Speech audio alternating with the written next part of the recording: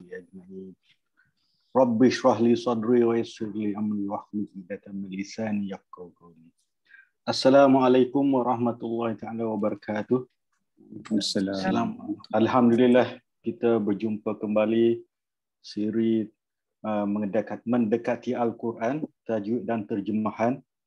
Ini yang episod yang ketiga. Selamat datang kepada rakan-rakan sekalian daripada warga Ansara KB, bukan Ansara KB, kaum keluarga dan sahabat-sahabat yang terdekat. Saya Muhammad Nazri Zakaria dari batch 17 Ansara KB. Seperti yang kita maklum, ahli panel tetap kita terdiri daripada yang pertama Datuk Hatta Ismail daripada batch 9.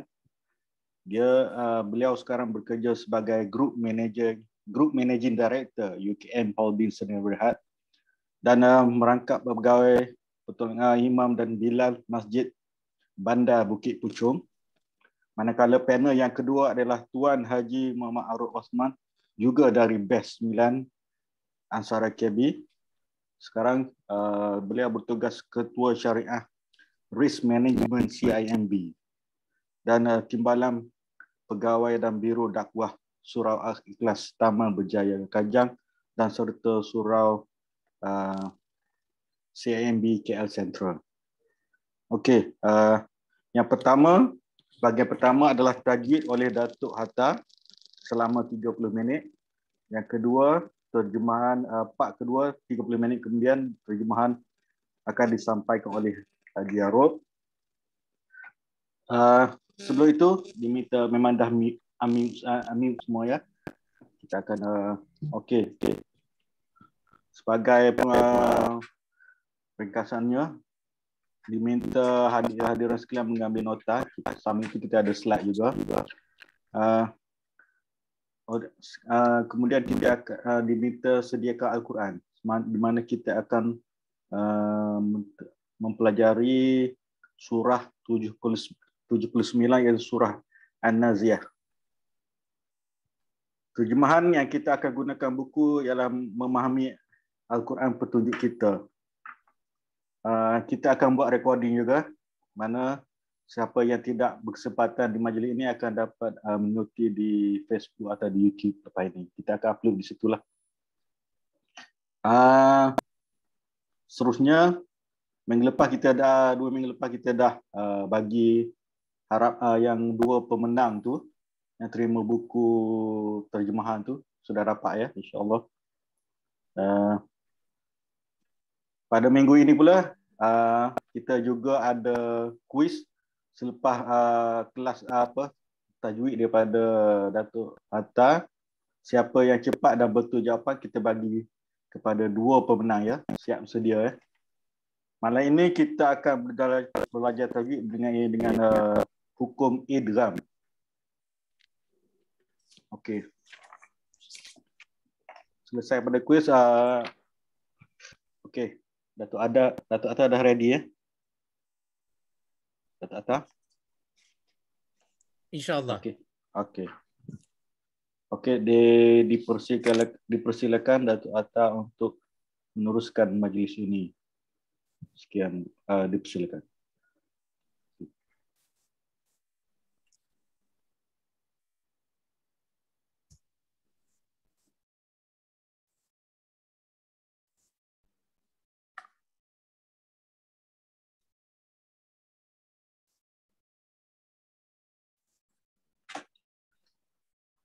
Bismillahirrahmanirrahim. Assalamualaikum warahmatullahi wabarakatuh. Nak cek nampak ke skrin slide ni? Nampak? Yes, nampak. Sebelum tu kita baca doa dulu. Bismillahirrahmanirrahim. Alhamdulillahirabbil alamin. Wassalatu wassalamu ala asyrafil anbiya wal mursalin wa ala alihi wa sahbihi ajma'in. Allahumma innaka khallaqul azim, innaka sami'un alim, innaka ghafurur rahim, innaka rabbul arsyil azim. Ya Allah, Engkaulah yang mempunyai segala kepujian. Engkaulah yang berhak menerima segala kepujian. Engkaulah yang berhak menerima segala kesyukuran. Engkaulah yang memiliki segala pemerintahan. Di tangan Engkau segala kebajikan. Kepada Engkaulah kembali segala urusan. Allahumma ya Karim, Limpahkanlah rahmat dan rahim-Mu ke atas kami dalam sesi pengajian kami berkenaan dengan tajwid Al-Quran. Allahumma nawwir qulubana binuri hidayatika kama nawwartal arda binuri syamsika abadan abada birahmatika ya arhamar rahimin. Ya Allah, terangilah hati-hati kami dengan cahaya hidayah-Mu seperti telah Kau terangkan bumi dengan cahaya matahari selama-lamanya. Dengan rahmat-Mu yang Maha Pemurah lagi Maha Penyayang. Okey. Kalau sebelum ni kita masih lagi dalam topik besar hukum nun mati dan tanwin. Dia selepas ni banyak lagi sebenarnya, tapi kita mulakan dulu dengan 4 hukum nun mati dan tanwin. Kita telah belajar sesi sebelum ni izhar. Untuk hari ini kita akan belajar iqlab ringkas saja, dan seperti mana kata moderator tadi, kita akan teruskan dengan idgham. Idgham agak banyak sikit, iqlab ni sikit saja. Iqlab ni kalau kita tengok huruf dia, sebenarnya huruf pangkal dia qaf lam ba, qalbu hati. Hati ni biasanya ditakrifkan sebagai berbolak-balik ataupun berubah-ubah. Jadi maksudnya di sini kalau iqlab ni sebenarnya dari segi bahasa ianya adalah bahasa menukar ataupun mengganti, ya. Istilah pula dari segi istilah menukarkan bunyi nun pada nun sakinah ataupun nun mati, atau tanwin baris 2 di atas, baris 2 di bawah ataupun baris 2 di hadapan, fathah, dhammah ataupun kasrah kepada bunyi mim sakinah. Maksudnya fungsi ataupun peranan nun mati di hujung tanwin tersebut ditukarkan kepada peranan mim mati, ditukarkan. Itu maksudnya iqlab, ya. Apabila bertemu dengan huruf-huruf iqlab, huruf iqlab satu saja, senang saja, itu huruf ba, ya. Kaedah bacaan, nun sukun atau tanwin diubah menjadi mim sukun terlebih dahulu, kemudian diikhfakan. Ikhfa ni kita tak belajar lagi, maksudnya ikhfa ni kita akan dengung dengan sekadar 2 harakat. Ikhfa ni macam seolah-olah kita cuba memasukkan huruf yang pertama kepada huruf yang selepasnya itu, tapi bukan sepenuhnya. Itu maksudnya ikhfa, ya. Nanti yang sesi-sesi akan datang, kita akan berbincang dengan lebih lanjut di bawah hukum tanwin dengan nun mati juga, mata pelajaran ikhfa. Nun sakinah ataupun nun mati apabila bertemu dengan ba yang dalam hukum iqlab ini boleh terjadi pada satu kalimah atau pada 2 kalimah berbeza, ya. Sedangkan tanwin bertemu ba sudah boleh dipastikan di dalam kalimah kerana tanwin selalu terletak di akhir setiap kalimah, ya. Dan nun mati ni biasanya sama ada berada di tengah-tengah kalimah yang sama ataupun di hujung kalimah, menjadikannya 2 kalimah yang berasingan, ya. Nanti kita adakan contoh. Contoh bacaan nun sukun bertemu ba iqlab lazimnya ditandakan dengan mim kecil di atas nun. Sebelum tu nak tanya moderator, nak buang yang atas ni macam mana, ya? Dia terlindung dah. Hide video panel ke? Yang mana? Di atas ni, bukan ni. Yang dekat atas floating meeting control. Okey, dah lindung dah. Okey. Kalau kita tengok di sini, huruf ba ialah huruf yang seperti yang disebutkan tadi, huruf untuk hukum iqlab. Kita bahagikan di sini 2 kolom, 2 ruang untuk nun sakinah dan juga untuk tanwin. Contoh pada kalimah yang berlainan, kalau kita tengok di sini, illa min ba'di ma ja'athumul bayyinah. Min dari, ya. Illa kecuali min dari, min ba'di. Kecuali dari selepas. Maksudnya sini min ni dari, ba'di ni selepas. So maksudnya 2 kalimah yang berlainan, ya. Kalau untuk tanwin pula, untuk 2 kalimah yang berlainan, innallaha sami'un basir. Innallaha sami'un basir. Sami'un, mendengar, maha mendengar. Sesungguhnya Allah itu maha mendengar, lagi bagi maha melihat, ya. Di sini kita tengok sini, ain di atas ain ini ada tanwin bagi baris di hadapan kalimah yang pertama, dan ba ni pula bertemu pada kalimah yang kedua, ya. Yang tadi kalau nun mati ini pula tadi kalimah yang berbeza juga. Nun ini nun berada pada kalimah min iaitu dari, kemudian ba'di ini pada ba'di ini selepas pada kalimah yang kedua. Okey, contoh yang seterusnya pula untuk kalimah yang sama dalam perkataan yang sama. Contohnya kat sini Wa yastambi'unak. Kalau kat sini nun kat sini dalam ini satu perkataan ni. Bertemu dengan ba satu perkataan. Okey, kalau untuk tanwin pula di sini di atas kaf ni ada huruf tanwin berbaris hadapan, fa'amsikum bima'ruf. Di sini huruf kaf ada baris, tanwin dia bertemu dengan ba. Jadi seperti mana untuk semua empat contoh ni, kebiasaannya tanwin kita berakhir setiap sifat tanwin tu dengan nun. Contohnya kalau kita baca fa'imsakun, tapi bila bertemu dengan ba ni, kun tu dah jadi kum bima'ruf. Yang ini pun jadi wastambi'u. Yang ini pula innallaha sami'um, bukan un lagi dah, dia jadi sami'um ba. Yang kekal tanwin kalau kita belajar yang topik yang lepas di bawah izhar, hukum yang peranan nun pada setiap bacaan tanwin ataupun huruf tanwin tu kekal. Siratal ladzina an'am. Contoh macam tu kalau nun mati ya. Okey.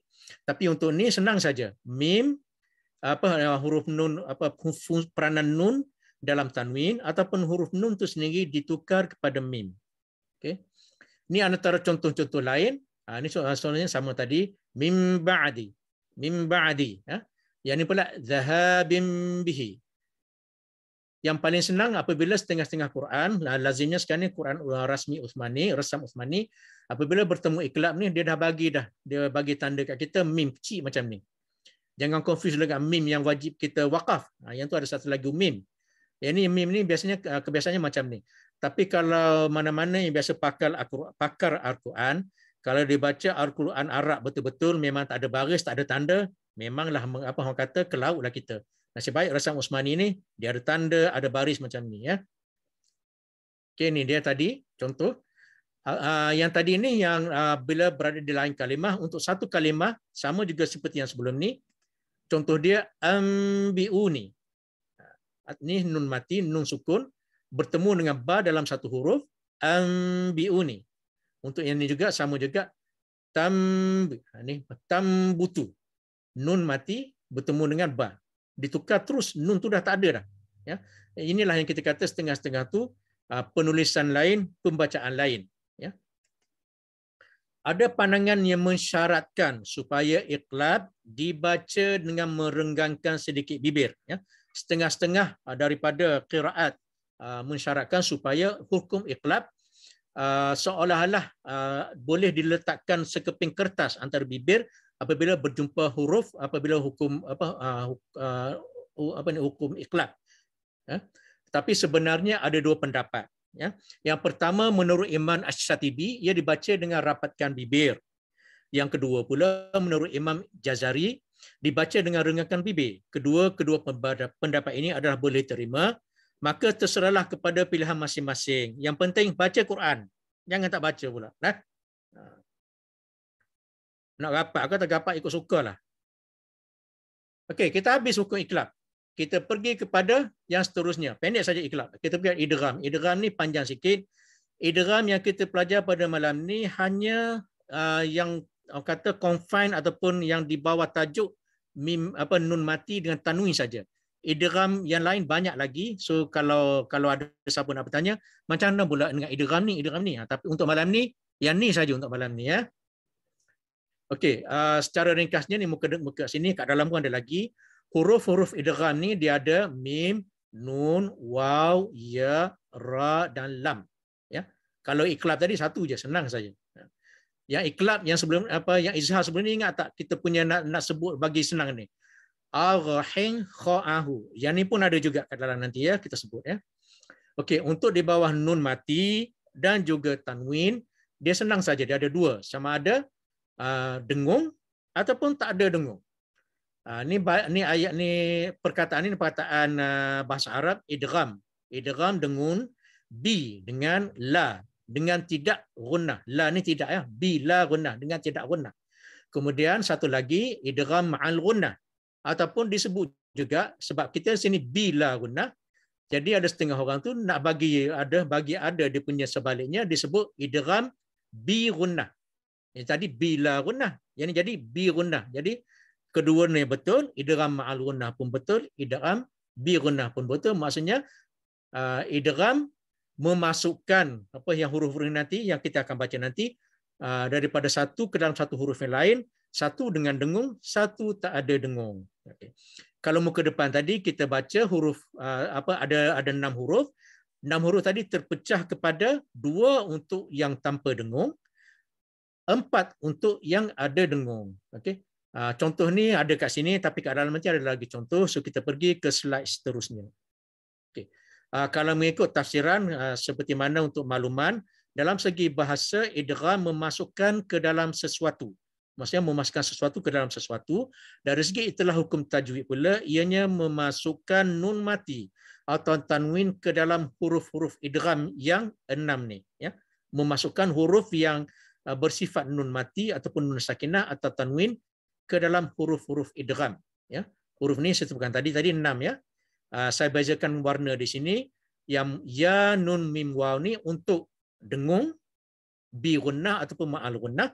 Lam dan ra ni untuk yang tak dengung ataupun bila gunnah. Ya. Huruf-huruf idgham ini dihimpunkan dalam rangkai kata yarmalun. Kalau izhar yang itu al-ghahin kha'ahu, yang ni yarmalun. Senang nak ingat. Yarmalun, yaramin lam waw nun. Okey. Okey, kita pergi kepada seterusnya pembahagian idgham ma'al gunnah ataupun idgham bi gunnah. Maksudnya dengan dengung.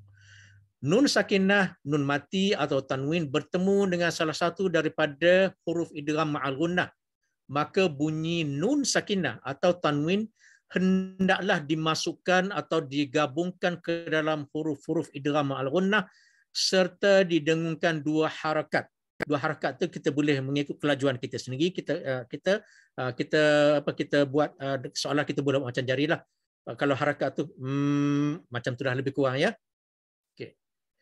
Huruf-huruf idgham ma'al gunnah 4 huruf tadi ya, nun, mim, waw ataupun yanmu. 4 huruf yanmu, 4 huruf saja ya. Okey, contoh nun sakinah. Miu, kita bunyi macam tu. Miu, nun dah tak bunyi dah tu ya. Cuba dengar kalau boleh tengok dekat bibir kan, dekat bibir saya. Min waraihi jahannam. Nun dah hilang dah. Min, masukkan terus dalam waw. Min, ya. Okey, yang ni pula asallahu an ya'tiyam asallahu an. Ni dia terus masuk dalam ya. Nun tu kita dah tolak ke tepi, ya. Kalau kita biasanya kalau Quran Uthmani, yang ni saya ambil ni daripada internet. So ada setengah Quran tu mungkin ambil daripada versi lain. Tapi kalau dalam versi Uthmani, kebiasaannya mana-mana huruf yang ada tanda bulat, bukan tanda mati ya, tanda bulat yang macam ni biasanya abaikan pembunyian dia. Kebiasaannya maksud dia macam tu ya. So kalau kita beli Quran Rasam Uthmani yang lengkap, biasanya kalau sama ada nun ada tanda bulat, alif ada tanda bulat atau huruf apa yang tanda bulat, biasa bunyi sifat karakter huruf tu diabaikan dan diambil huruf yang seterusnya. Sama juga dalam hukum idgham ma'al gunnah dan idgham bila gunnah ni ya. Okey, macam ni pula kita nun mati bertemu dengan ya juga. May yasha, nun dah tak bunyi dah. May yasha. Ni yang banyak-banyak ni sama juga. Yang ni pula dari segi nun bertemu dengan sama nun. Yang ini kita senang nak kenal apabila biasanya huruf nun yang kedua, yang huruf ma'al gunnah bila gunnah ni dia dah bagi tanda sabdu. Yang ni pun kalau kita tengok yang ni yang pertama ni an-nafsin, nun sama nun. Kalau kita baca kaedah yang idgham yang lebih lanjut nanti adalah kenapa yang huruf ni dipanggil yang special sikit idghamnya ni. Okay, yang ni pula mimman mana'a. Mimman mana'a, nun dah tak bunyi langsung. Maksudnya mim yang hidup ni dia terus masukkan dalam mim yang ada sabdu sini. Mimman mana'a. Ya. Yang ni pula huruf waw ni nun ni orang kata ignore terus, diabaikan terus. Min waliyin. Yang ni pula sama juga dengan ayat yang lain tadi, nun mati bertemu dengan ya. An yadriba ya. Untuk tanwin pula Yani faqalu abasharun yahdunana yahdu. Teruskan masuk dalam ya. Sifat nun di setiap hujung tanwin itu dah hilang dah tak ada dah. Kalau sepatutnya kalau tak ada huruf ya di sini, kalau basyarun hanya sendiri saja, kita kena baca basyarun ada nun di belakang dia. Sama juga saya kat sini, tabbat yada abi lahabin watab. Ini bin watab. Baris dua di bawah bertemu dengan huruf wa. Terus masukkan huruf wa kat sini. Sini pula kullun yajri. Terus masukkan dalam huruf ya juga. Ini pun sama juga yang banyak-banyak ni. Jadi teruskan masuk dalam nun yang ni amilatun nasibah. Bala'um min rabbikum. Terus masukkan dalam yang ni. Yang ni senang ini. Biasanya yang contoh-contoh ni biasanya diambil daripada Resam Uthmani, biasanya dah ada sabdu. Ahdan nabadahu kathiran wa yahdi. Okay. Kalau kita tengok dalam ayat 1000 dinar, kalau siapa yang amalkan ayat 1000 dinar, kalau kat sini kita tengok kat sini, sebahagian daripada ayat kedua dalam surah At-Talaq ataupun ayat 1000 dinar, wa may yattaqillaha yaj'al lahu makhraja. Wa may yattaqillah, nun tu dah hilang dah, kita dah buang dah dia, ya. Okey, satu lagi sini, wa may yatawakkal 'ala Allahi fa huwa hasbuh. Wa may yatawakkal, sekadar dua harakat. Wa may yatawakkal. Satu lagi yang kadang-kadang saya dengar kawan-kawan kalau dia mengaji, sebab kaedah nak mengaji, kalau kita boleh praktiskan supaya mata kita baca lebih laju daripada mulut, biasanya kita akan baca Quran dengan lancar. Kalau kita baca Quran sama laju antara mata dengan mulut kita, kadang-kadang tu kita mengambil peluang untuk memanjangkan benda yang tak sepatut kita panjangkan. Contohnya kita cuba panjangkan antara sini, yang pertama wa may, sebab kita nak cuba nak baca yang depan-depan ni, jadi kita terlebih dua harakat. Jadi tak sesuai, tak sempurna hukum idgham, iaitu kita perlukan dua harakat sahaja. Walau bagaimanapun, penemuan huruf-huruf tadi ada pengecualian dia. Ya. Kalau kita sebutkan tadi, yang sebelumnya tadi, kita kata apabila bertemu beberapa huruf tanwin dengan nun mati, apabila bertemu dengan huruf-huruf ya, nun, mim, waw. Ya. Tapi ada pengecualian, iaitu ketentuan bacaan idgham ma'al gunnah ataupun idgham yang dengung ni tidak berlaku apabila nun mati bertemu dengan huruf-huruf idgham ma'al gunnah ataupun idgham bi gunnah ni dalam satu kalimah. Ya. Dia tak banyak, dia punya perkataan dia ulang-ulang saja, ya. Di dalam Al-Quran terdapat 4 kalimah yang nun mati bertemu dengan huruf idgham yang dua. Yang dua iaitu huruf waw dan ya, berada dalam satu kalimah ataupun satu perkataan, tetapi bacaannya tidak didengungkan. Jangan cuba-cuba nak dengung, nanti digelak dia orang pula. Suka kak gaya pula, ya. Cara bacaannya dibaca dengan izhar mutlak. Izhar mutlak ini pun kita akan baca yang kemudian nanti. Izhar mutlak ini di mana dijelaskan sebutan nun mati tersebut tanpa didengungkan, ya. Ianya dinamakan izhar mutlak untuk membezakannya dengan izhar lain, iaitu izhar halqi yang kita belajar sebelum ni, dan juga yang akan kita belajar di bawah tajuk mim mati dipanggil izhar syafawi, ya. Kita akan tengok, ya, contoh-contoh, ya. Ini contoh ni surah Al-An'am, surah binatang ternakan, ayat 99. Wa jannatum min a'nabin wa zar'un wa nakhlun sinwan. Sinwan. Bukan dengung, bukan jadi bukan sinwan. Bukan dah, ya. Dah jadi sinwan. Ini panjang ayat dia ni, ya. Kalau nak tengok dalam Quran, kalau terbaca, ni kita belajar malam ni surah Al-An'am ayat 99. Sinwan. Kalau ayat sebelum tadi kita jumpa nun bila bertemu dengan waw, nun tu dihilangkan dan baris yang hidup sebelumnya terus dimasukkan dalam huruf waw. Jadi untuk sinwan ni tak boleh. Dia kena ingatlah ni benda ni. Kalau nak ingat dia punya konsep macam mana? Konsep dia tak boleh ingat, kena hafal je. Huruf ni memang tak boleh dengung. Kena hafal je. Okey, surah Al-Ahnal ayat 30. Ya, ini dunia. Ad-dunya. Dia tak boleh dengung jadi ad-dunya. Tak boleh dah lah. Lilladzina ahsanu fi hadhihi dunya hasanah. Dunya. Nun tu dijelaskan dan diizharkan dan masuk dengan huruf ya. So dua dah kan. Sinwan, dunya. Seterusnya. Qinwan.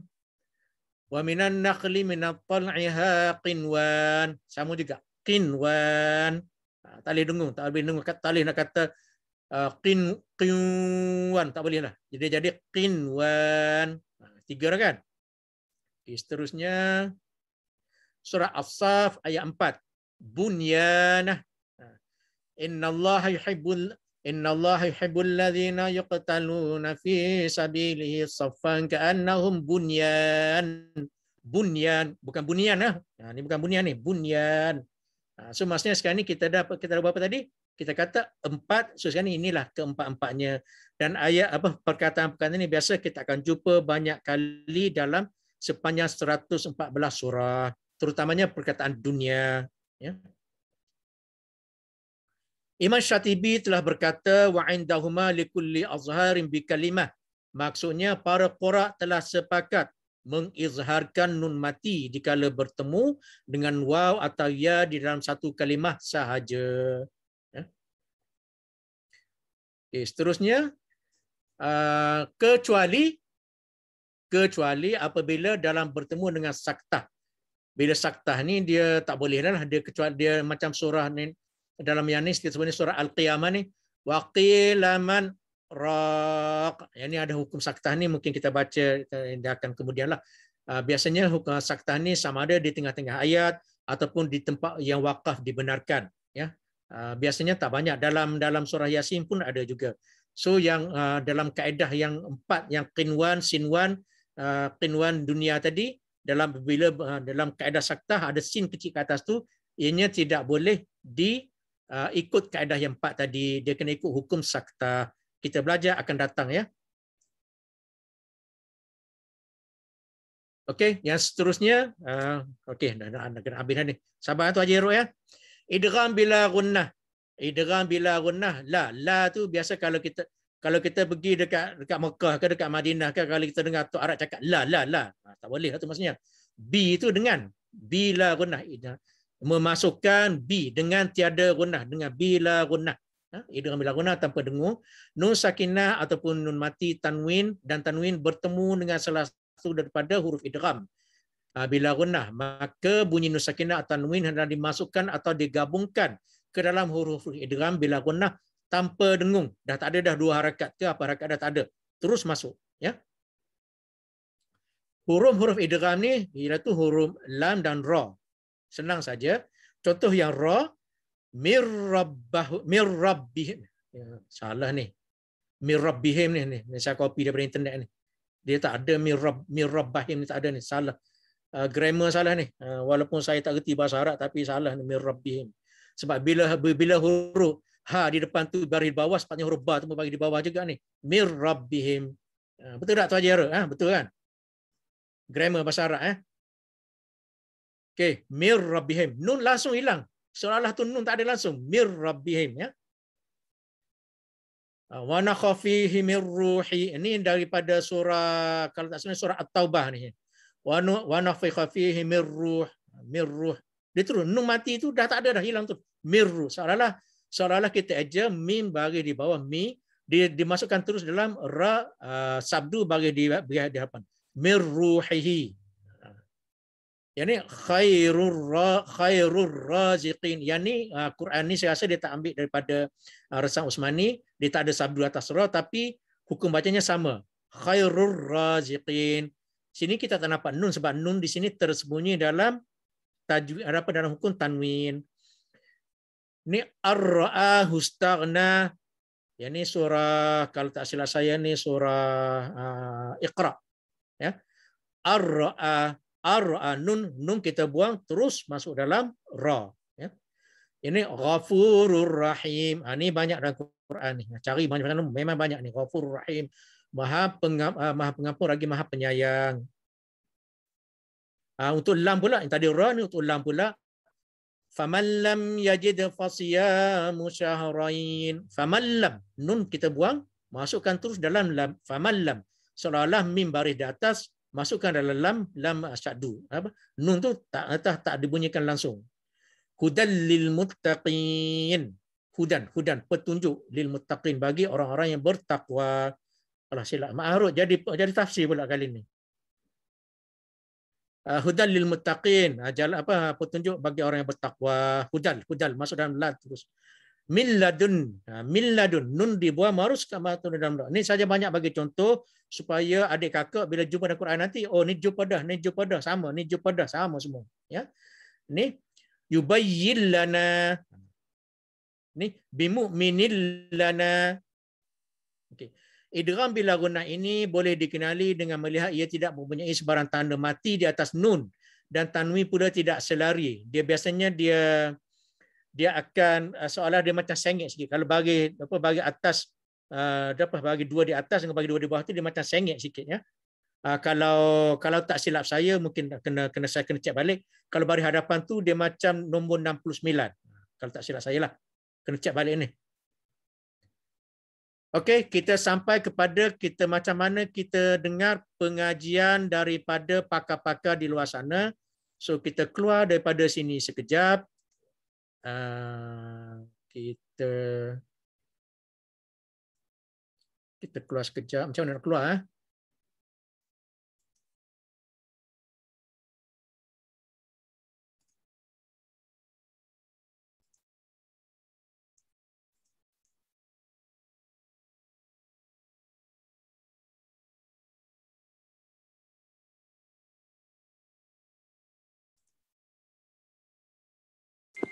And show tu tak? Kalau boleh nak pergi terus dekat Quran. Tapi ensure lah dulu. Kita ensure dulu. Stop share ke? Saya stop share dulu. Saya pergi dekat yang saya nak pergi dekat Quran, ya.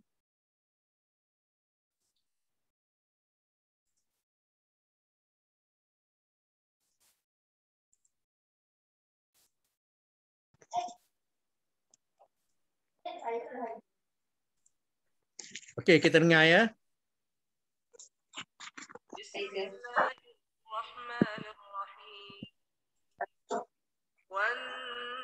والنازعات غرقا والناشطات نشطا والسابحات سبحا فالسابقات سبقا فالمدبرات أمرا يوم ترجف الراجفة تتبعها الرادفة قلوب يومئذ واجفة أبصارها خاشعة يقولون أئنا لمردودون في الحافرة أئذا كنا عظاما نخرة قالوا تلك إذا كرة خاسرة فإنما هي زجرة واحدة فإذا هم بالساهرة هل أتاك حديث موسى إذ ناداه ربه بالوادي المقدس طوى اذهب إلى فرعون إنه طغى فقل هل لك إلى أن تزكى وأهديك إلى ربك فتخشى فأراه الآية الكبرى فكذب وعصى ثم أدبر يسعى فحشر فنادى فقال فأخذه الله نكال الآخرة والأولى إن في ذلك لعبرة لمن يخشى أأنتم أشد خلقا أم السماء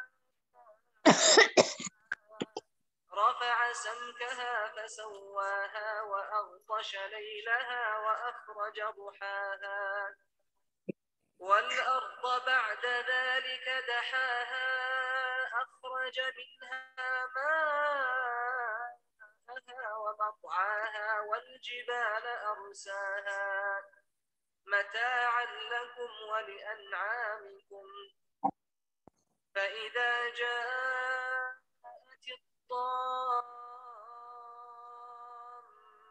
الكبرى يوم يتذكر الإنسان ما سعى وبرزت الجحيم لمن يرى فأما من طغى وآثر الحياة الدنيا فإن الجحيم هي المأوى وأما من خاف مقام ربه ونهى النفس عن الهوى فإن الجنة هي المأوى يسألونك عن الساعة أيان مرساها فيما أنت من ذكراها إلى ربك منتهاها إنما أنت منذر من يخشاها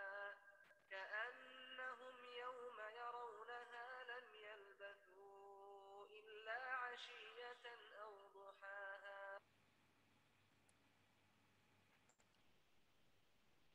Okey, kita dengar tadi Sa'an Al-Ghamadi baca, banyak dia baca secara wasal sebab ayat-ayat pendek dia baca secara wasal. Apabila baca secara wasal, banyak hukum-hukum apabila kita waqaf di penghujung ayat tu dia kena bunyikanlah.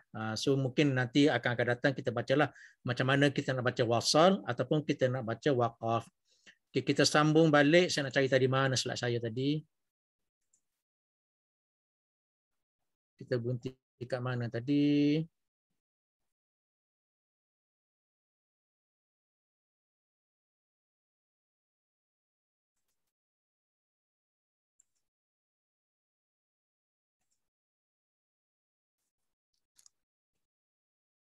Okey, kita nak bagi cadangan. Kita nak minta orang baca dulu ke kita nak berneka dengan kuis dulu? Kalau kita ketekan dengan kuis dulu, kita hari ini kita dah belajar hukum iqlab, kita dah belajar hukum idgham dan sebelum ni kita dah belajar hukum izhar.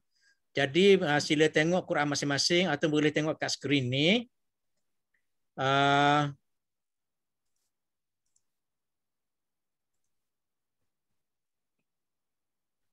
Okey, mana dia hukum iqlab, mana dia kalau boleh jumpa hukum iqlab, hukum idgham dan hukum izhar dalam surah ni.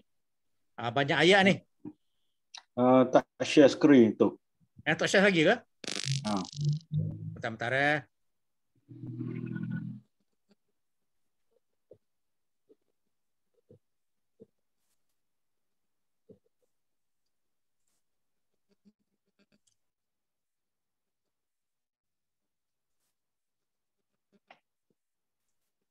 Okey, kita buka kuis lah.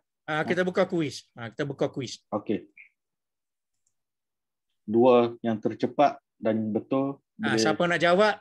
Moderator tengok siapa angkat tangan, siapa bagi ni, siapa bagi. Angkat tangan saya ambil Dia angkat tangan siapa nak baca.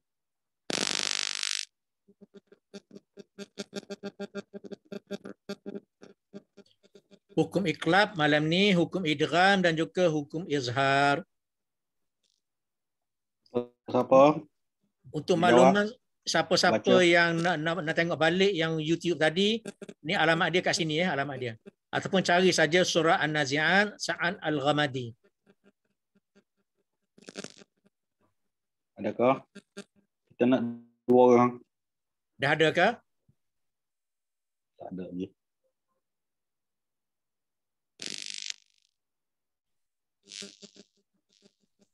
Saya rasa saya kena unshare dululah kot sebab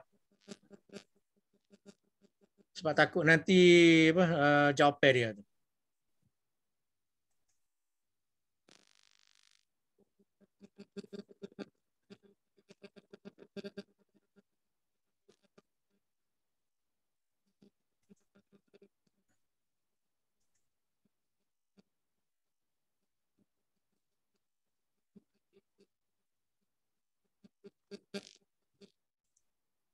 Siapa nak try boleh angkat tangan.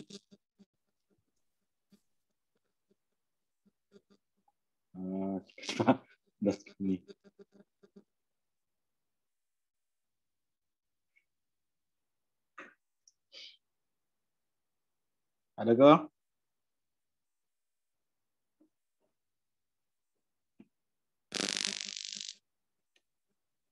Apa jangan malu-malu. Kita belajar baku.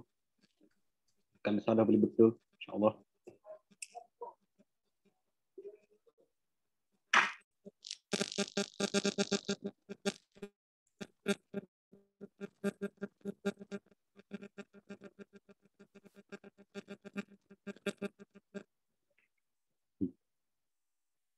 Ada ke? Siapa nak terang?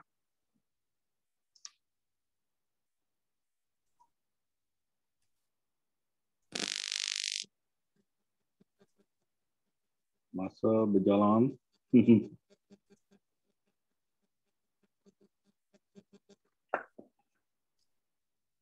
Saya punya Zoom hilang lah. Bagaimana nak ambil semula ni? Kalau sebab kita pun dah ni.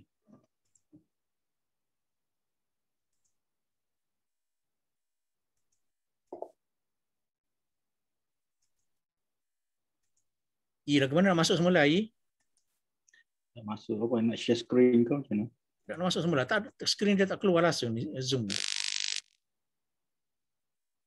Dah keluar dah? Dekat screen, share screen. Dekat skrin saya tak ada ni. Tak apa, saya tubik dulu, saya masuk semula. Macam ni. Sebab kita pun dah 21.56 ni. Sebab tak ada dah nak try quiz tu.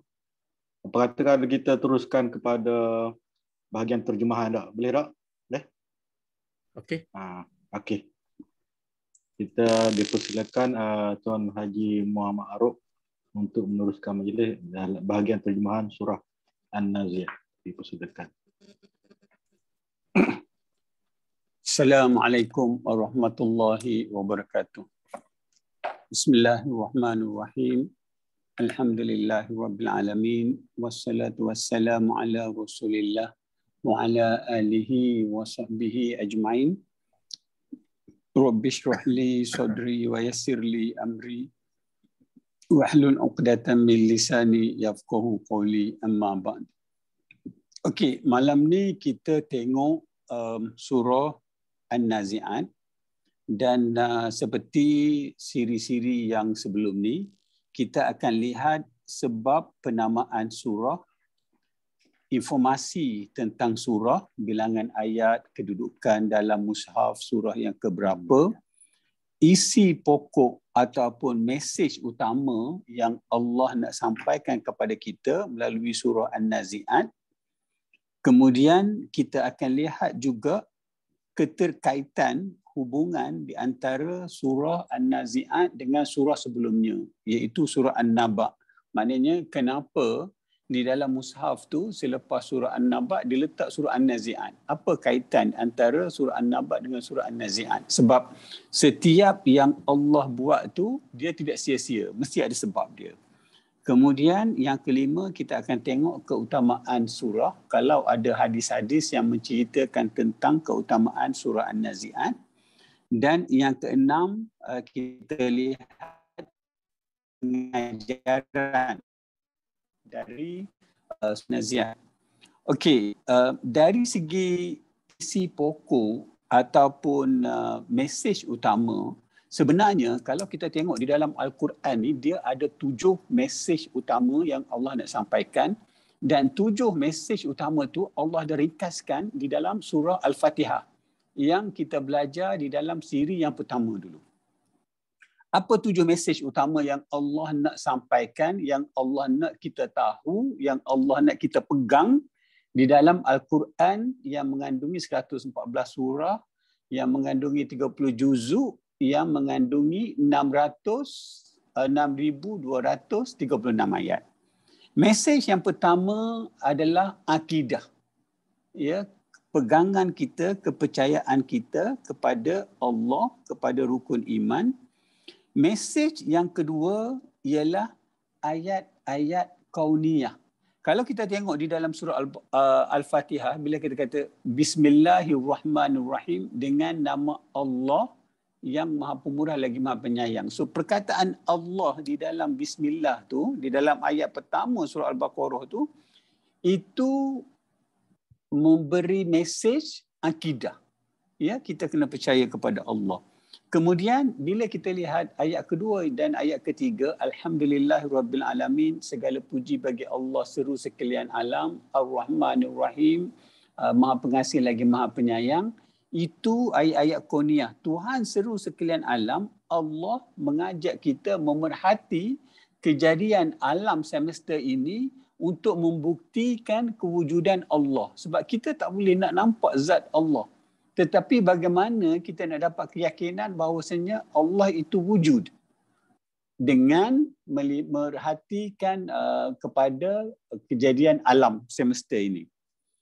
Dan ayat yang keempat, di dalam Al-Fatihah, Allah sebut Malik Yaumiddin, penguasa hari pembalasan. So, mesej ketiga yang Allah nak sampaikan ialah hari akhirat, hari pembalasan. Adanya buku catatan amal, adanya timbangan amal baik dan amal jahat, adanya titian sirat, adanya syurga dan neraka. Itu perkara-perkara sam'iyat tu masuk dalam mesej ketiga, hari akhirat. Mesej keempat yang terkandung di dalam ayat kelima surah Al-Baqarah, bila kita sebut iyyaka na'budu wa iyyaka nasta'in, hanya engkau aku sembah dan kepada engkau aku minta tolong. Itu sebenarnya pengiktirafan. Kita iktiraf yang kita ni hamba, yang kita ni lemah, dan kita iktiraf yang Allah tu maha berkuasa. So kita beribadat kepada Allah dan kita minta pertolongan juga kepada Allah. So itu ubudiyah. Mesej yang keempat. Mesej yang kelima, bila kita kata ihdinas siratal mustaqim, tunjukkan aku jalan yang lurus. Apa jalan yang lurus? Maknanya syariat Allah, peraturan Allah yang seharusnya menjadi panduan kita selama kita hidup di dunia ini.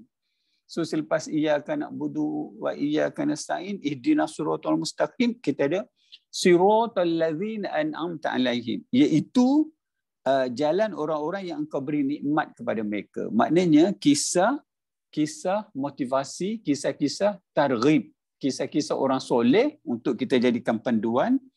Ghairil maghdubi alaihim waladdallin, bukan orang-orang yang sesat, bukan orang-orang yang dimurkai. Maknanya itu kisah-kisah ancaman untuk kita jauhi, kisah-kisah tarhib. Jadi 7 mesej utama di dalam Al-Quran yang nanti kita akan temui bila kita baca daripada surah An-Naba, malam ni An-Nazi'at sehingga An-Nas. Saya ulang lagi sekali. Mesej pertama ialah akidah. Mesej kedua, ayat-ayat kauniyah. Kita disuruh memerhati alam semesta.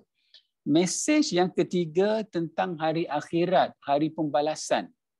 Mesej yang keempat tentang ubudiyah, perhambaan kita, peribadatan kita kepada Allah.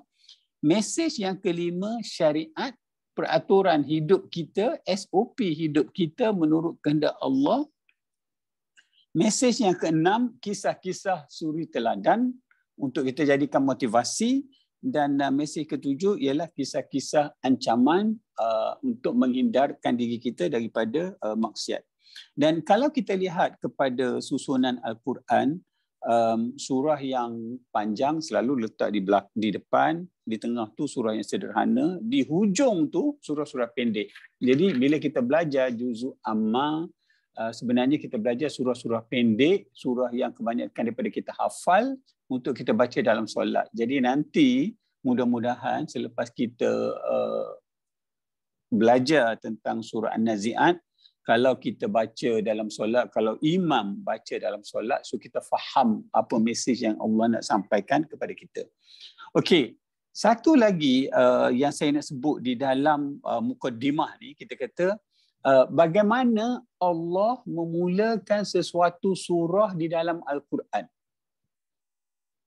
So, dari pemerhatian saya, ada 3 cara Allah memulakan sesuatu surah di dalam Al-Quran. Sebelum ni kita belajar Al-Fatihah, kita terus masuk dengan ayat. Bismillahirrahmanirrahim. Bila kita belajar surah An-Naba pun, kita terus masuk dengan ayat. Maknanya, amma yatasaalun. Kita terus masuk dengan ayat. So jenis yang pertama, Allah memulakan surah tu dengan terus masuk ayat. Jenis yang kedua, Allah memulakan dengan sumpah. Ada huruf waw qasam. Waw di mana Allah bersumpah. Selain daripada masuk dan, waw tu juga kalau dia duduk di awal ayat, dia bermaksud sumpah.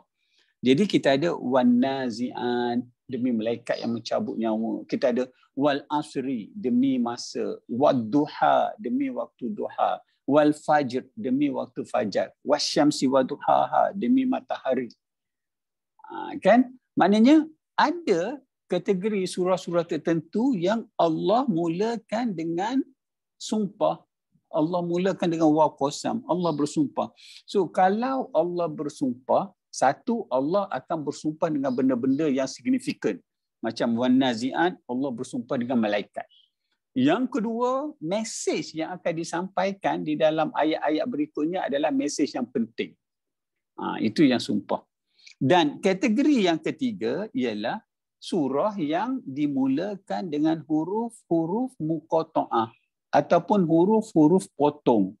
Kita ada huruf tetapi huruf itu tidak diletak baris dan kita sebut nama huruf tu. Contoh, kita kata kita ada alif lam mim. Ada surah yang dimulakan dengan begitu. Dan yasin, sod, nun, kaf, ha, ya, ain, sod. So ada kategori ketiga di mana Allah memulakan surah tu dengan huruf-huruf potong yang tidak dibubur baris, yang kita sebut huruf tu. So kalau kita perhati, selalunya kalau Allah memulakan dengan huruf-huruf potong surah tu, untuk ayat pertama, ayat kedua atau ayat ketiga atau ayat keempat, dia akan menceritakan tentang Al-Quran. Kalau kita baca Yasin wal Quranil Hakim, ayat kedua dah keluar dah Quran. Kalau kita baca Al-Baqarah, Alif Lam Mim, Zalikal Kitabu la raiba fih. Al-Kitab tu dah keluar dah dalam ayat yang kedua.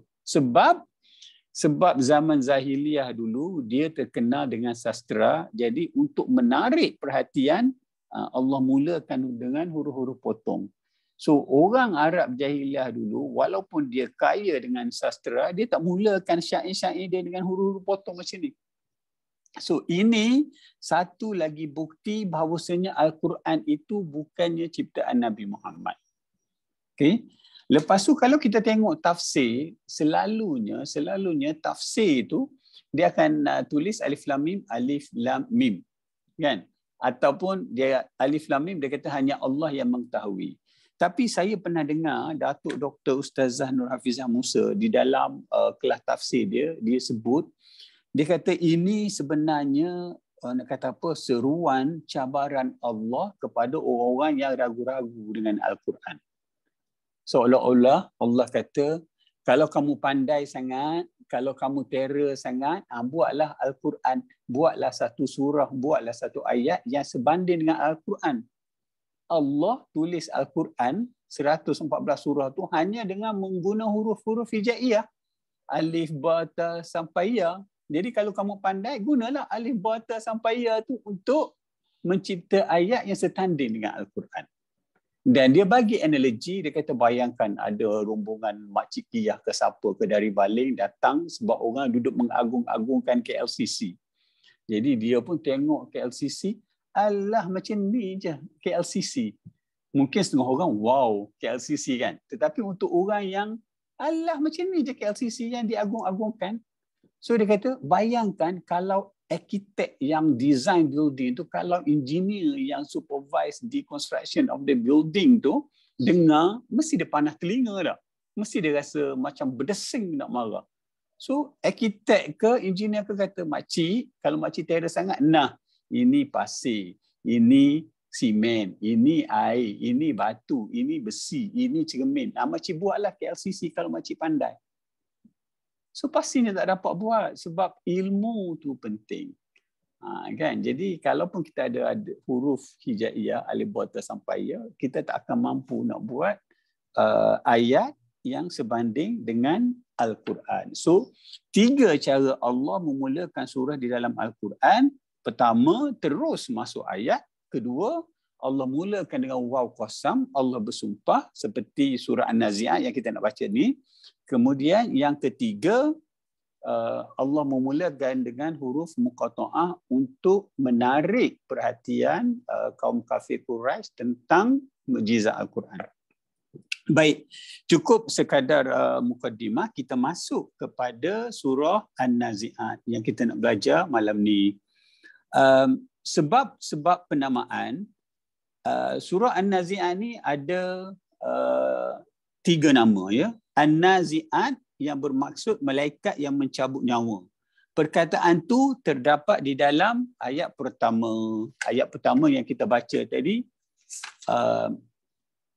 wan-nazi'ati gharqa. So An-Nazi'at duduk di dalam ayat pertama. Nama kedua bagi surah An-Nazi'at ialah As-Sahirah yang terletak di dalam ayat yang ke-14. Faizahum bis-sahirah. So As-Sahirah bermaksud hidup kembali. Selepas kita mati, kita akan hidup kembali. Dan nama yang ketiga ialah At-Tammah di dalam ayat yang ke-34.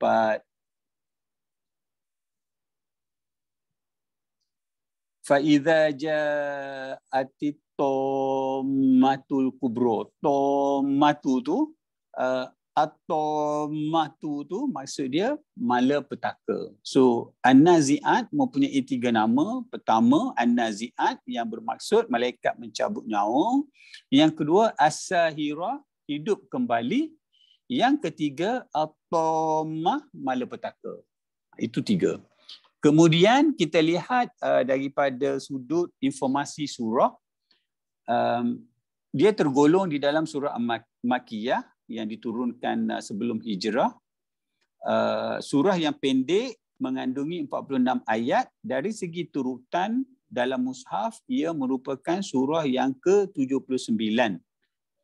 Dan dia turun selepas An-Naba, dalam mushaf pun duduk selepas An-Naba. Okey, apa isi pokok ataupun mesej utama yang Allah nak sampaikan? Kalau kita lihat dalam buku yang kita ada ni, memahami Al-Quran sebagai petunjuk kita, dia punya subheading, dia ada 1, 2, 3, 4. 4 subheading. Kan? Dan kita akan tengok dia melompat daripada ayat 14, dia cerita tentang Nabi Musa, dia cerita tentang Fir'aun. So kita pun tak tahu kenapa tiba-tiba Allah ceritakan tentang Fir'aun di dalam surah An-Nazi'at. So kita tengok apa dia punya rasional, kita kata kan.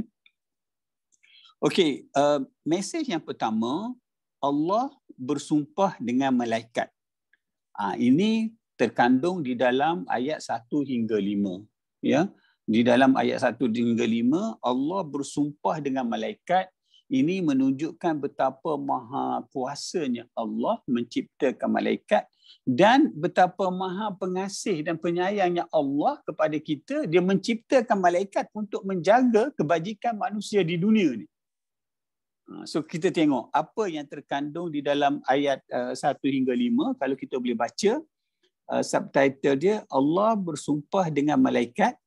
So Allah bersumpah dengan malaikat yang mencabut nyawa dengan kasar. Juga dengan malaikat yang mengambil nyawa dengan sopan. Jadi di sini kita dah boleh buat pilihan dah, sama ada kita nak nyawa kita dicabut secara kasar atau dicabut secara sopan. Termasuk dengan malaikat yang turun dari langit seperti kilat, yang berjalan di bumi seperti ribut. Itu nak mencerita tentang betapa maha kuasanya Allah menciptakan malaikat yang berbagai. Kemudian ayat kelima, serta dengan malaikat yang sibuk menguruskan hidup keduniaan manusia. Okey. Kemudian mesej kedua yang Allah nak sampaikan ialah Allah menegaskan kiamat itu pasti akan berlaku. Bagaimana Allah menegaskan kiamat itu pasti berlaku dengan menceritakan keadaan manusia pada hari kiamat. So kita tengok ayat 6 hingga 14. Keadaan kita di hari kiamat. Pada tiupan serunai pertama, sangkakala pertama, kita dan bumi akan hancur menjadi debu. So bumi akan hancur jadi debu pada hari kiamat. Pada tiupan kedua, kita dibangkitkan semula. So kita akan dibangkitkan semula. Masa itu kita akan gemetar ketakutan, tunduk penuh keresahan. Orang tidak beriman akan tertanya-tanya, apakah kita betul-betul dibangkitkan seperti yang dikatakan? Bukankah tulang kita telah hancur?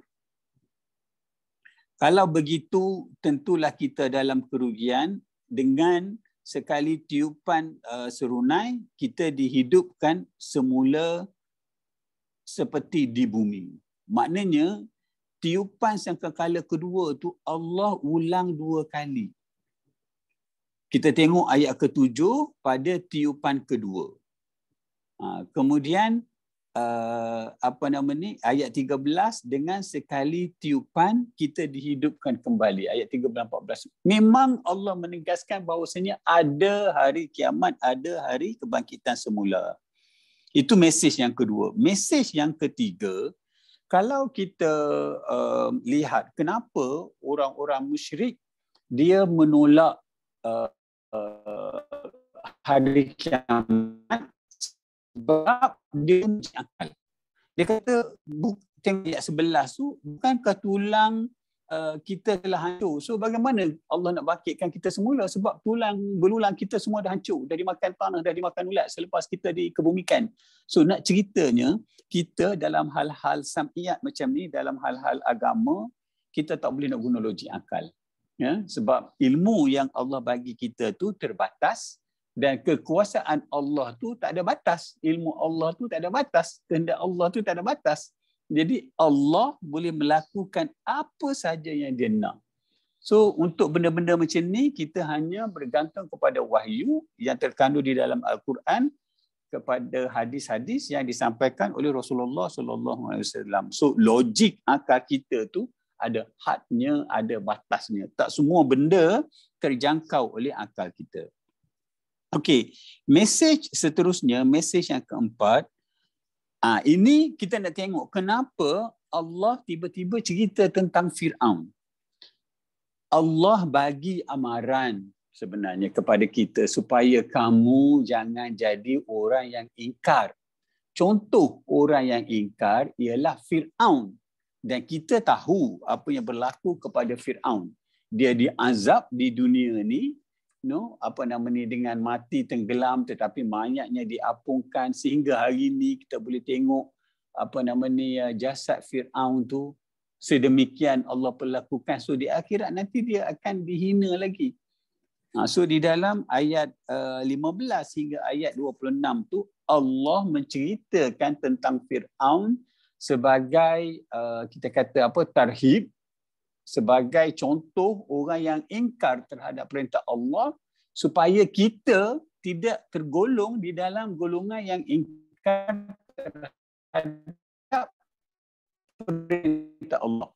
Jom kita baca ayat di antara ayat yang ke-15 ke ayat yang ke-26. Nabi Muhammad SAW ditanya Allah, bukankah kisah Musa telah diberikan? Dia, yakni Musa, dipanggil Allah ke lembah tua, lembah suci. Lalu Allah perintahkan, temui segera Fir'aun kerana dia manusia durhaka. Idhab ila Fir'aun innahu tagha. Musa memberi amaran kepadanya, kepada Fir'aun. Apakah kamu, wahai Fir'aun, masih tidak mahu membersihkan diri dengan bertaubat? Itu yang Nabi Musa katakan kepada Fir'aun. Kemudian, kamu akan diberi petunjuk ke jalan yang benar. Maknanya kalau Fir'aun menerima dakwah Nabi Musa, bertaubat, dia akan diberi petunjuk ke jalan yang benar. Lalu Musa menunjukkan mukjizatnya. Kita tahu mukjizat Nabi Musa, campak tongkat, tongkat jadi ular, dan ular tu memakan ular-ular ahli sihir Fir'aun. Tapi Fir'aun tetap ingkar dan menolaknya. So terus meninggalkan Musa, mencari jalan lain untuk menentangnya.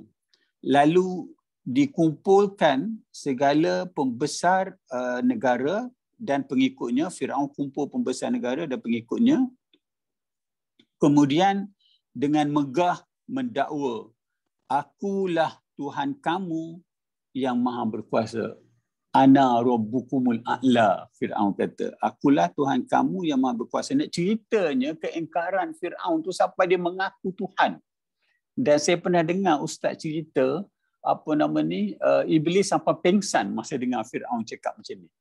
Sebab dia pun tahu kekuasaan Allah, dia pun tak lawan, sebab tu dia minta tempuh semua dengan Allah kan. Tetapi ada manusia yang mengaku Tuhan. Kerana itu Allah berikan amaran mereka akan ditimpakan azab di dunia dan di akhirat. Itulah kisah yang boleh dijadikan iktibar kepada manusia yang takut kepada Allah. Sebab apa Allah selitkan kisah Fir'aun? Ianya sebagai contoh orang yang ingkar supaya kita tidak jadi macam tu. Okey, mesej yang kelima, Allah menyoal kita, seolah-olah Allah mencabar kita, apakah kita yang menjadikan apa yang ada di sekeliling kita. Daripada ayat 27 hingga ayat 33. Kalau kita recall dalam surah An-Naba, Allah suruh perhatikan Allah guna perkataan dalam surah An-Naba, bukankah kami, cuba kita tengok ayat 6 surah An-Naba bagi yang ada buku tu, di muka surat 684, bukankah kami cipta bumi ini sebagai hamparan. Allah kata macam tu. Tetapi di dalam surah An-Nazi'at ni Allah macam cabar kita. Macam Allah kata, apakah kamu yang menciptakan, apakah kamu boleh menggelapkan malam, menerangkan siang. Cuba kita baca ayat 27 hingga ayat 33. Apakah mencipta kamu lebih susah atau membina langit lebih susah? Tengok Allah cabar kita. Kamu nak sangka sangat, kamu kata sebab tulang belulang kamu dah hancur, Allah tak boleh nak bangkitkan kamu semula, sedangkan Allah ciptakan kita daripada tiada. Allah ciptakan kita daripada setitis air mani yang terbentang dengan keadaan amat sempurna. Langit tadi. Apakah kamu boleh menggelapkan malam dan boleh menerangkan siang? Boleh tak kita buat sesuatu yang bertentangan dengan kehendak Allah? Kalau tak boleh, tak payahlah nak menentang Allah. Ikut sahaja peraturan Allah. Atau kamu juga yang menghamparkan bumi yang begini luas. Tengok dalam surah An-Naba, Allah kata kami yang menjadikan bumi seperti hamparan. Maknanya Allah menjelaskan. Tetapi di dalam surah An-Nazi'at, cerita betapa tegasnya Allah cabar kita, atau kamu juga yang menghamparkan bumi yang begini luas. Ayat tu ganas dah bunyi. Terdapat padanya anak sungai dan tumbuh-tumbuhan. Allah cerita. Atau kamu yang menjadikan gunung yang terpacak di permukaannya, di permukaan bumi, sehingga bumi kukuh, tahan menerima gegaran. Tempat, maknanya bumi itu tempat kamu dan binatang ternakan kamu makan dan hidup. Okey. Kalau kita recall di dalam surah An-Naba dulu, apa benda alam sekeliling yang Allah sebut? Saya pernah sebut dulu, saya tak tahulah sama ada tuan-puan take note ke tak, tetapi saya pernah sebut di dalam surah An-Naba dulu Allah sebut tentang bumi, tentang gunung, tentang manusia, tentang siang dan malam, tentang langit, tentang matahari, tentang hujan, tentang tumbuh-tumbuhan. So kita pun kata, Allah tak sebut lagi tentang sungai, Allah tak sebut lagi tentang haiwan, Allah tak sebut lagi tentang bulan, tentang bintang, tentang awan. Yang kita tengok ada di sekeliling tetapi tidak disebut di dalam surah An-Naba. So kita tengok di dalam surah An-Nazi'at, Allah sebut sungai. Allah sebut binatang ternakan. So yang Allah tak sebut lagi, bulan, bintang, awan. Kan menarik tu, maknanya daripada surah An-Naba kita tengok macam mana maklumat tambahan yang Allah bagi.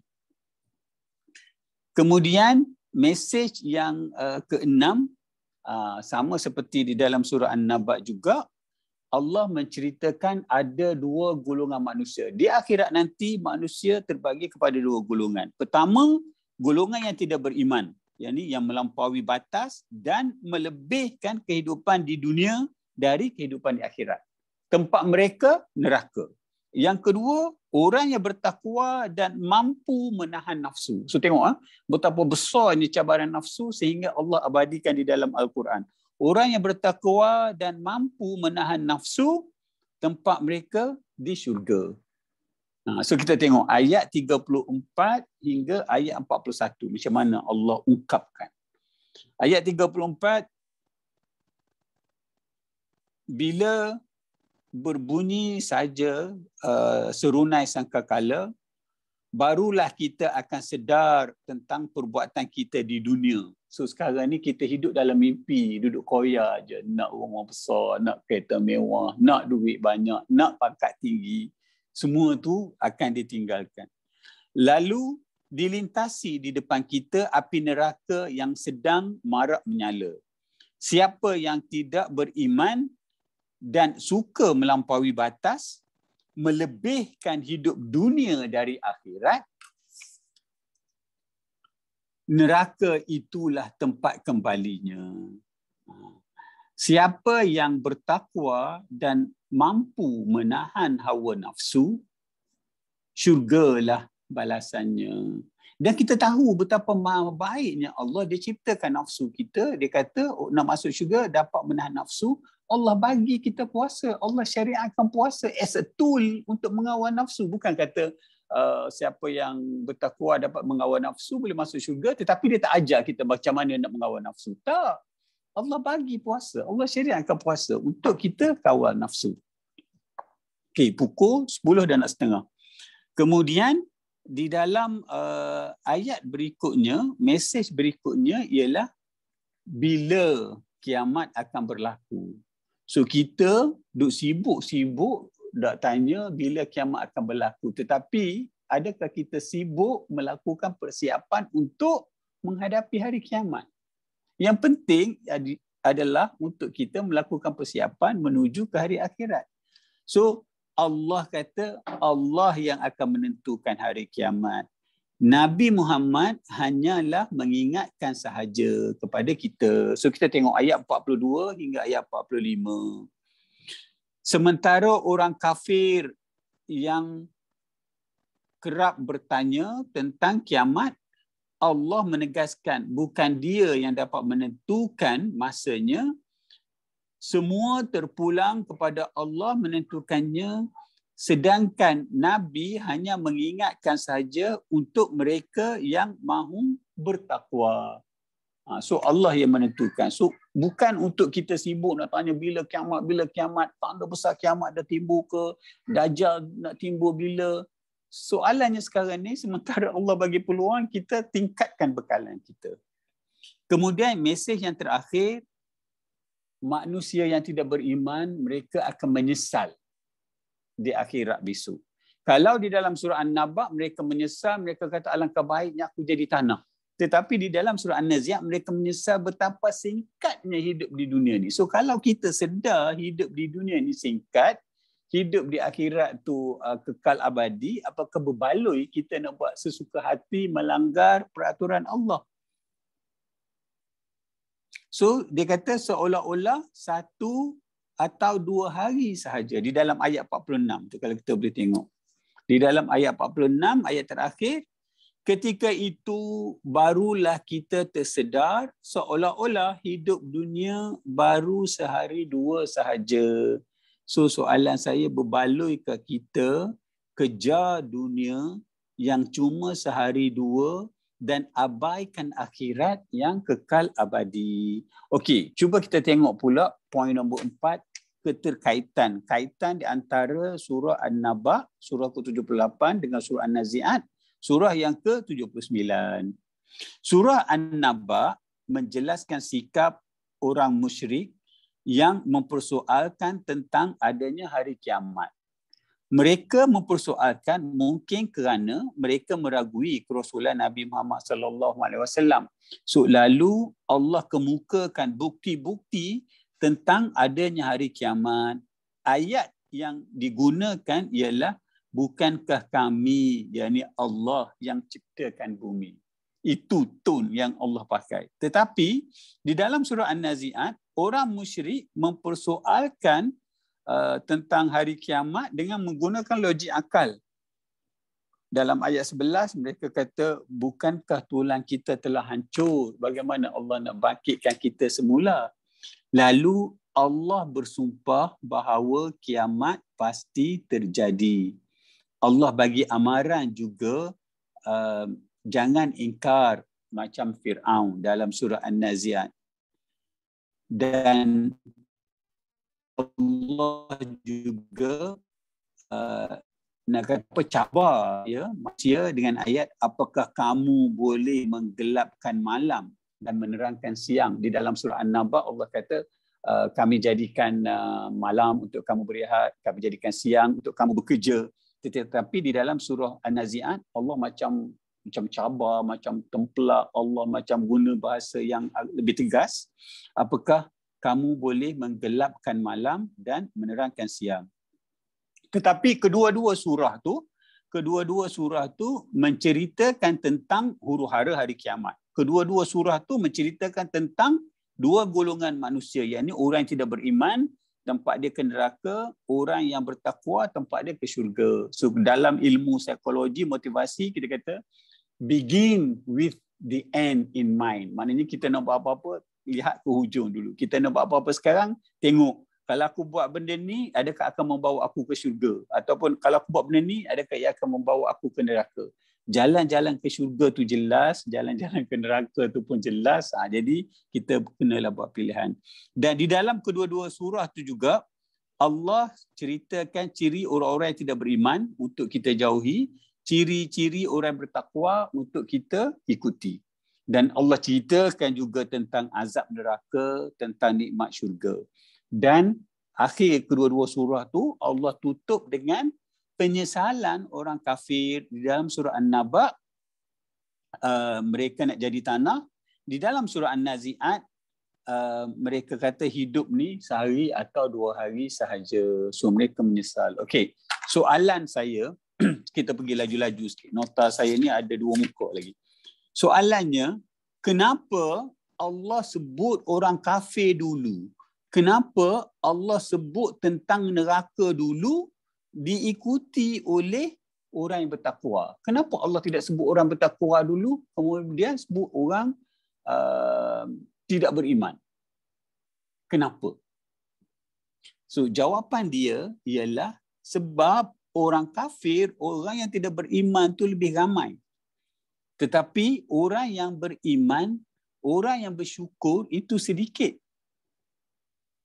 Sebab tu ada sahabat Nabi yang berdoa, jadikan aku dari golongan yang sedikit, jadikan kami dari golongan yang sedikit. Sebab orang yang bersyukur tu sedikit. Sebab tu kalau kita tengok ayat tentang hudud, tentang potong tangan, tentang mencuri, disebut lelaki dulu. Wasariku wasarikotu. Tetapi bila sebut tentang zina, wazaniatu wazani. So maknanya nak cerita kalau tentang mencuri, lebih ramai lelaki yang mencuri. Kalau tentang zina, perempuan yang kita kata jadi punca. Jadi susunan Al-Quran itu sebenarnya menceritakan sesuatu. So kita tengok di dalam surah An-Naba, di dalam surah An-Nazi'at, Allah sebut tentang golongan yang tak beriman dulu, dan Allah sebut tentang azab neraka dulu. Okey, itu satu. Soalan yang kedua, ada tak siapa yang dengar ni yang ambil inisiatif, yang cuba tulis nota, apakah ciri-ciri orang kafir untuk kita jauhi? Apakah ciri-ciri orang yang beriman untuk kita ikuti? Sebab kalau kita setakat dengar, kalau kita tak ambil catatan, macam mana kita nak katakan Al-Quran tu nak jadikan panduan? Mungkin kita ingatlah 1 hari, 2 hari, lepas tu lupa. So saya tengok di antara surah An-Naba, surah An-Nazi'at tu ada 3 ciri-ciri orang yang tidak beriman yang perlu kita jauhi yang Allah sebut. So ciri-ciri ni nanti kalau kita pergi surah Abasa Allah akan tambah lagi. Kita pergi ke surah berikutnya Allah akan tambah lagi. So list ni akan jadi lagi panjang, lagi panjang, lagi panjang. 3 yang Allah sebut di dalam 2 surah ni, satu melampaui batas hukum Allah. Maknanya kita melanggar hukum Allah. Yang kedua kita tinggal yang Allah larang, yang kedua. Yang kedua, tidak pernah ingin tahu tentang hari pembalasan. Kita tak bersedia untuk hari pembalasan, tak nak ambil tahu pun. Yang ketiga, menolak Al-Quran yang memberi petunjuk. Allah turunkan Al-Quran, hantar Rasulullah untuk menjelaskan Al-Quran kepada kita. Apa sikap kita terhadap Al-Quran? Apakah kita ambil Al-Quran sebagai petunjuk ataupun kita lebih patuhi SOP COVID?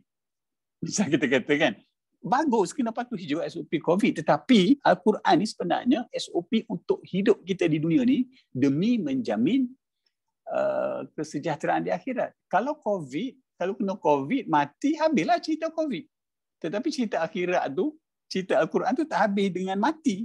Dia akan berlarutan sampai kita menghadap Allah.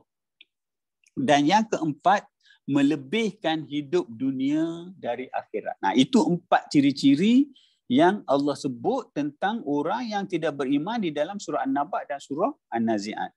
Ciri-ciri orang yang bertakwa, Allah sebut orang yang bertakwa dan orang yang mampu menahan nafsu. 2 je Allah sebut. Orang bertakwa, orang mampu menahan nafsu. So tempat dia di syurga. So kita sepatutnya lah, ya, ambil nota, kembangkan sikit. Dan jadi kita tahu, oh okey, ini ciri-ciri orang tak beriman, aku tak boleh buat. Oh, ini ciri-ciri orang yang bertakwa yang akan masuk syurga, which we should do, we should follow.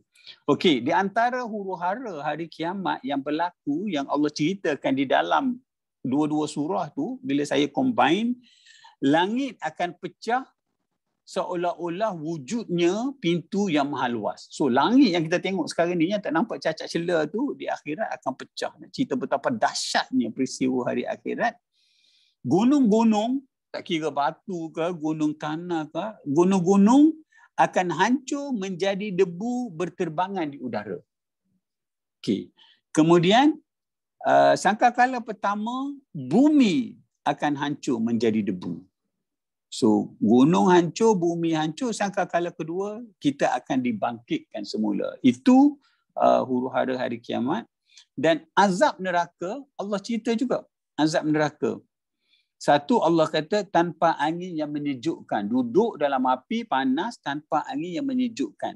Tidak ada minuman pelepas dahaga kecuali air yang bercampur darah dan nanah yang sedang mendidih. Sanggup ke kita minum tu? Kan? Lepas tu neraka yang marak menyala, api yang marak menyala. Tapi kita tahu neraka tu nanti ada buah zakum yang berduri, bila kita tak makan lapar, bila makan merobekkan kita punya usus, kita punya perut. Itu belum disebut. So sekarang ni azab neraka Allah sebut 3. Nikmat di syurga yang Allah sebut apa? Allah kata itu tempat kemenangan. Syurga tempat kemenangan. Allah kata ada kebun buah-buahan yang sedia untuk dimakan. Allah sebut dihidang oleh perawan bidadari yang muda dan sebaya. Allah sebut lagi gelas penuh dengan minuman yang lazat. So itu nikmat-nikmat syurga. Jadi seharusnya kita kata nikmat-nikmat syurga, nikmat-nikmat neraka ni menjadi motivasi lah untuk kita membuat pilihan di dalam hidup ni. Okey, poin kelima, keutamaan surah. Dalam buku yang saya rujuk tu tidak ada hadis, tidak ada asar yang menjelaskan tentang keutamaan surah. Okey, poin keenam, ya, pengajaran dari surah. Seperti yang kita tahu, surah-surah Makkiyah ni, surah-surah yang diturunkan di Mekah pada awal dakwah Rasulullah SAW, fokusnya adalah kepada akidah. So kalau kita perhati di dalam surah An-Naba, di dalam surah An-Nazi'at, rukun iman tu semua dah disebut. Macam kita kata rukun iman percaya kepada Allah, ada disebut. Percaya kepada malaikat, ada disebut malaikat. Percaya kepada kitab, ada disebut Al-Quran. Percaya kepada Rasul, ada disebut. Percaya kepada hari kiamat, ada diceritakan. Memang tema dia pun hari kiamat. Percaya qada dan qadar. Semua rukun iman Allah sebut. Maknanya Allah suruh kita memantapkan iman dulu. Dan dari segi hari kiamat, apa yang disebut?